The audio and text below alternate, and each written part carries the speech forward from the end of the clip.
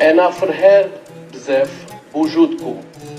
أنكم تكونوا موجودين في الحفلة ديال الملك ديال هولندا ويلم ألكسندر الله ينشرو.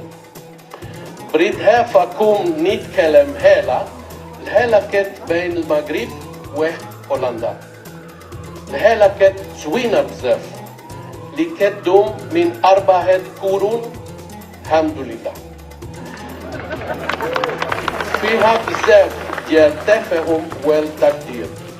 لمسنا هذا التطور في المجالات كثيرة بحال الاقتصاد، التجارة، الفلاحة، الثقافة، الأمن، الهجرة إلى آخره.